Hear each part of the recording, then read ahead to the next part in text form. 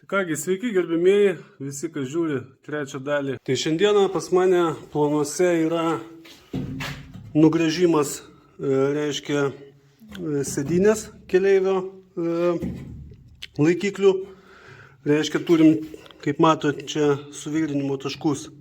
Juos aš ketinu nusigręžti, nuimti šitą kronšteiną, kadangi toliau tęsiu su išorinio slenksčio nupjovimu, maždaug ties šita vieta, ties čia viską nusipjausiu.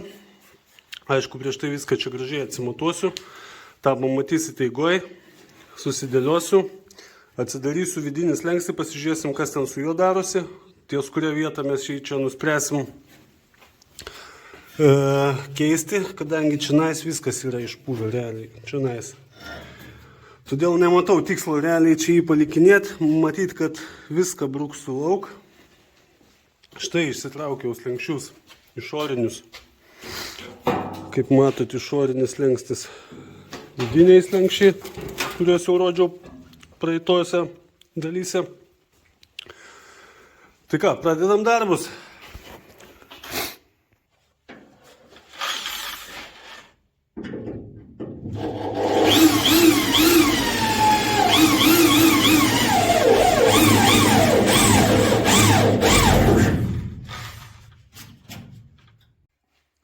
Taigi visus kronšteino taškinio suvirinimo taškus atgręžiau. Kaip mato, čia pamėginau jau pakrapštyti, tai šitoje vietoje jau turim atpalaiduotą kronšteiną. Mėginam lupti toliau, po biškį, čia po to pasilyginę viską. Taip ir nuimsim viską po truputėlį. Taigi viršutinė dalis, kaip matot, atpalaiduota. Tęsiam toliau su apačia. Neilgai trukus turim štai tokį rezultatą, reiškia, va. Čia 3 taškai suvirinimo, čia 3 taškai. Šitoj vietoj turim kiek daugiau, 8 suvirinimo taškus.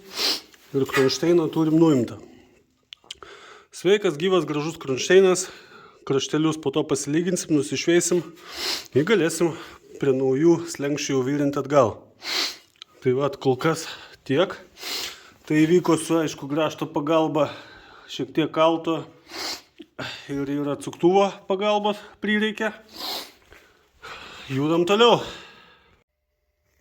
Naujas slengstis turėtų atrodyti kažkaip panašiai, ar ne?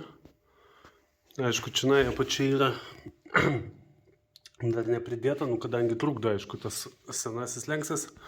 Dar viską dabar apsibrėšim, atsimatuosiu, pasižiūrėsiu, kur turėčiau pjauti. Atsipjausiu, žinoma, mažiau to metalo, kad būtų dar pasižaidimui vietos. Čia ateityje reikės dasivirinti, nes, kaip matot, naujas slenkščio neužtenka, čia užeina rūdis. Nu ir ties šitą vietą, va taip va. Mėginsim toliau viską gražiai išsipjaudinėti. Tai kągi, po pjūvio šiokio tokio, kaip matot, pradariau išorinį slengsnį, kad pasižiūrėti ir parodyti jum, ką pasmėliavimo gali aptikti. Tai čia normalus visiškai dalykas, kadangi per tas visas skylutes, visas tas smėlis patenka į ten išputinėk, neišputinėjęs, va ką turim pasmėliavimo. Tai čia tą visą dalyką, aišku, pasmėliavimo, dažymo metu ar ten taip toliau panašiai, jeigu čia viskas būtų taip ir paliekama, tai reiktų tą šalinti kažkaip. Dabar šiuo atveju, kaip man, aš atsidariau parodyti tą situaciją. Patys matot, kad čia ta situacija tikrai, jokia. Čia tos rūdis kažkada va, nuo virinimo čia byra viskas supuvę. Čia matom likę virinimo vėlų galai, atsikišę irgi viskas išpuvę. Taip kad, manau, leidžiu aš tą kėbulą nuo vartiklės dar ant keletos atramų. Atremsiu dugną, kad man jisai neišsikraipytų, neišsivartytų. Ir lūpsim toliau tą visą slenkstį. keisiu aš visą tą slenkstį vidinį, nesuksiu galvos. Išorinis irgi, aišku, jau kas be ko keisis. Tai pamatysit vėlgi toliau eigoje. Taigi pasistumėjom dar truputėlį, atsigrėžiau vidinio slenkščio tvirtinimo taškus iš išorės. 1, 2, 3. Čia keletą taškiukų, aišku, čia viskas yra irgi pakerpę. Iš vidinės pusės tai atrodytų o taip. Tai vidinis slenkstis atsektas. Čia aš, aišku, dugno jau nebegailiu, kadangi čia viską vis tiek reikės keisti. Tai šitą gabalą tuoj visą gražiai išpjausysim, palikę tik tai šitą, reiškia, stojkės, taip vadinamas, dalį, prie kurios po to jau tvirtinsim tos lenkščius vidinius. Tai ties šitą vietą kol kas atsipjaunu, po to eisim į tą pusę. Kol kas tiek. Taip atrodo rezultatas išpjovus slenkstį, kaip ir sakiau, ne? Atsegus jį nuo čia, nuo tos statramščio, ar kaip čia taisyklingai vadintųsi, nuo dugno. Dugnas, aišku, čia kreivai šleivai, kadangi čia, viskas dar dailinsis, kaip jausis ties lonžerono. Bet kokia atveju čia ta skarda visa yra. Tai vat atrodo taip, kol kas. Čianais remiasi vidinis slenkstis, taškiniu suvirinimu yra privirinamas. Čia jau išorinis slenkstis. Čia vėlgi yra kažkiek suvirinimo taškų, čia reikės apsižaisti ir visą tą likutį apatinės šito dalies reikės išlupti.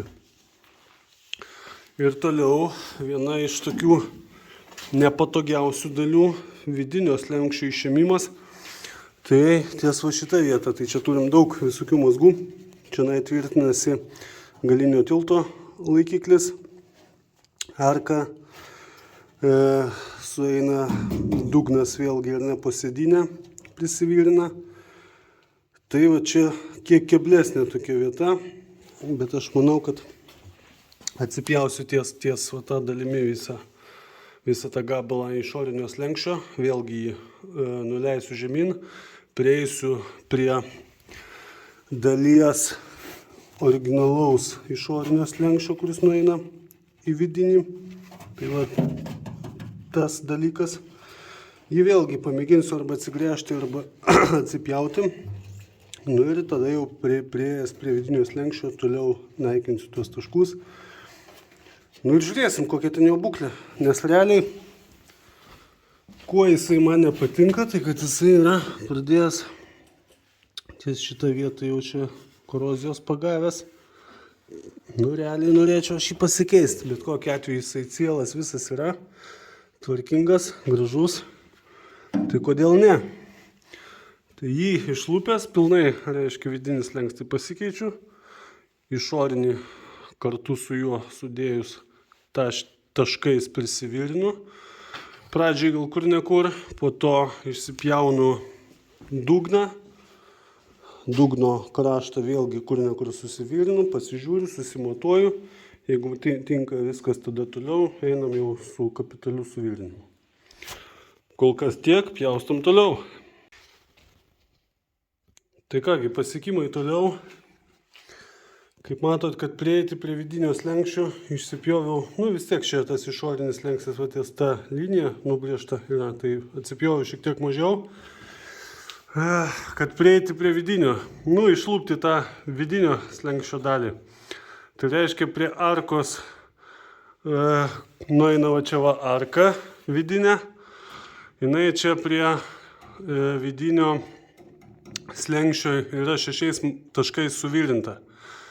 Tuos taškus aš atsigrėžiau, kaip ir atsipalaidavo man tas vidinis slengstis. Dabar beliko šitoj vietoj, reiškia, nuo to vidurinio durų statramščio, reiškia, atsipjauti vidinį slengstį.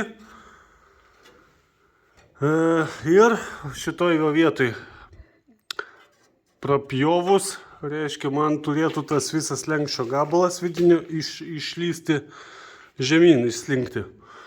Nu ir aš jau po to viską, reiškia, galėsiu įstatyti naują slenkstį, kaip ir minėjau, nuo ten iki čia. Čia vėlgi, kur reikės, susivirinsiu. Nu ir toliau pradėsiu apžaidinėti viską. Tai mėginam lūpti tą likusią dalį. Žiūrim, kas gausis toliau. Tai ką, pagaliau pavyko ištraukti tą slenkstį. Reiškia, čia, kaip ir minėjau, galinės arkos galai susieina.